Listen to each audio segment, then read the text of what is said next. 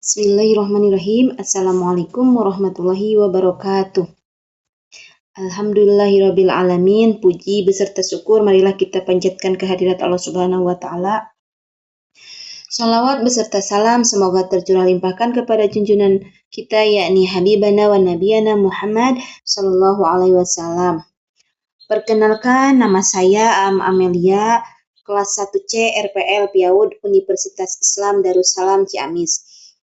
Pada kesempatan kali ini saya akan memaparkan materi tentang kurikulum merdeka dengan dosen pengampu yakni Ibu Hajah Iis Rodiah MMPD.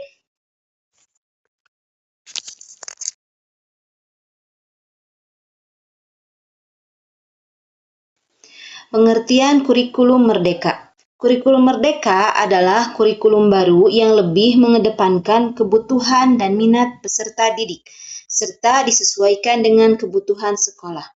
Kurikulum ini merupakan bagian kebijakan Merdeka Belajar yang dicanangkan oleh Nadiem Makarim, Menteri Pendidikan, Kebudayaan, Riset, dan Teknologi. Kurikulum Merdeka, khususnya di jenjang pendidikan anak usia dini, pembelajaran dilakukan melalui kegiatan bermain. Adapun struktur dan isi kurikulum Merdeka Belajar yaitu yang pertama lebih sederhana dan mendalam. Artinya, materi yang dipilih difokuskan pada materi yang penting, serta berfokus bagaimana mengembangkan kompetensi peserta didik pada tahap perkembangannya.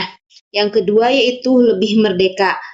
Artinya, peserta didik bisa memilih sesuai dengan minat dan bakatnya. Yang ketiga yaitu lebih relevan dan interaktif. Artinya, pembelajaran dilakukan melalui kegiatan proyek dengan memberikan kesempatan yang lebih luas kepada peserta didik.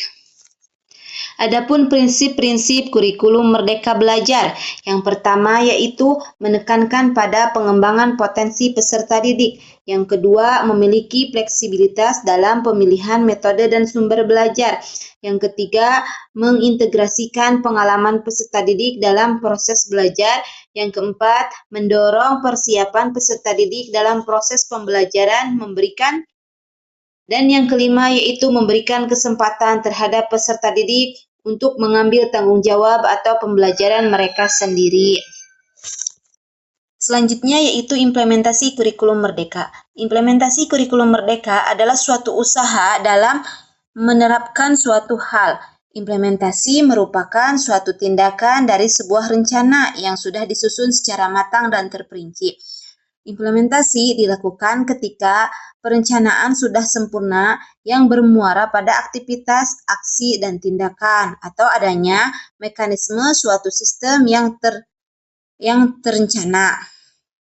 Implementasi kurikulum merdeka pada satuan pendidikan PAUD memerlukan kolaborasi antara pengelola satuan pendidikan, guru, orang tua, dan masyarakat.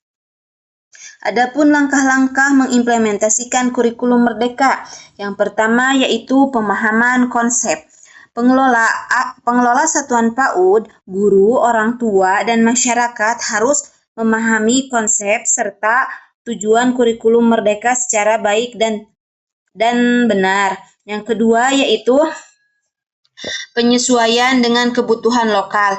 Kurikulum merdeka harus disesuaikan dengan kebutuhan peserta didik dan lingkungan sekitarnya. Yang ketiga yaitu pengembangan materi dan metode pembelajaran.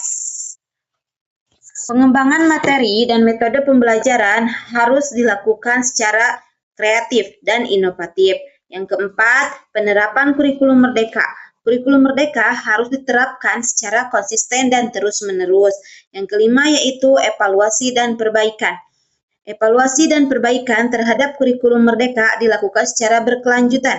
Evaluasi harus mencakup aspek kognitif, afektif, dan psikomotorik. Adapun tantangan dalam implementasi kurikulum merdeka.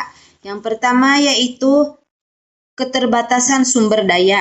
Keterbatasan sumber daya dalam satuan pendidikan mungkin mengalami keterbatasan untuk mengimplementasikan kurikulum merdeka seperti sumber daya manusia, anggaran, dan fasilitas.